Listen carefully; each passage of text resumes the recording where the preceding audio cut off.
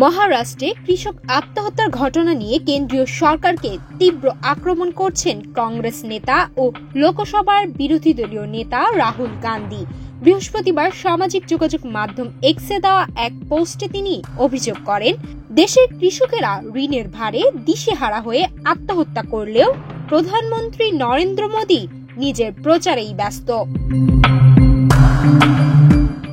রাহুল গান্ধীর ভাষ্য অনুযায়ী সরকার কৃষকদের ঋণ মুক্তি এবং ফসলের ন্যূনতম সহায়ক মূল্য আইনগতভাবে নিশ্চিত করার দাবিগুলো উপেক্ষা করছে। তিনি জানান, বীজ, সার ও ডিজেলের মূল্য বৃদ্ধির কারণে কৃষকরা বিপর্যস্ত হয়ে পড়েছেন, কিন্তু ন্যায্য দামের কোনো নিশ্চয়তা নেই, বরং সরকার কেবল ধনীদের ঋণ মাফ করতেই ব্যস্ত। সম্প্রতি মহারাষ্ট্র বিধানসভায় কৃষক আত্মহত্যা ও সয়াবিন চাষীদের বকেয়া পরিশোধ না করা নিয়ে বিরোধীরা দুবার ওয়াকআউট করে। কংগ্রেস নেতা বিজয় জানান, 2024 সালের জানুয়ারি থেকে মার্চের মধ্যে রাজ্যে 767 জন কৃষক আত্মহত্যা করেছেন। এর মধ্যে 200টি মামলায় সরকারি সহায়তা পাওয়ার যোগ্যতা নেই বলে জানানো হয়েছে এবং 194টি মামলায় তদন্ত এখনো চলমান।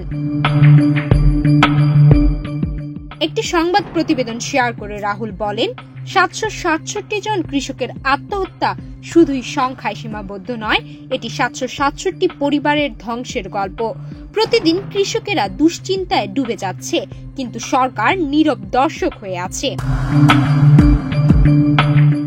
তিনি আরো বলেন, মোদী সরকার শিল্পপতিদের সুবিধা দিতে তৎপর, অথচ কৃষকদের জন্য কোনো বাস্তবিক সহায়তা নেই।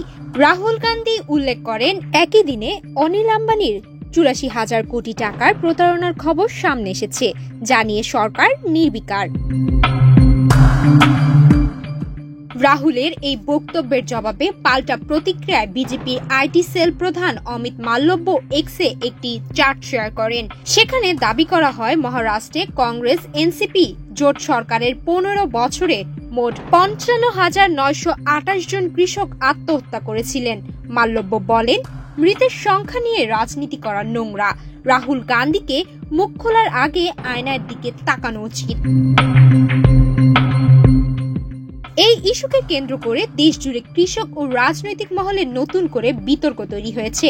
সরকারের নীতি ও দৃষ্টিভঙ্গি নিয়ে প্রশ্ন তুলেছে বিরোধীরা, আর পাল্টা হিসেব তুলে ধরে আক্রমণ প্রতিহত করার চেষ্টা করেছে বিজেপি।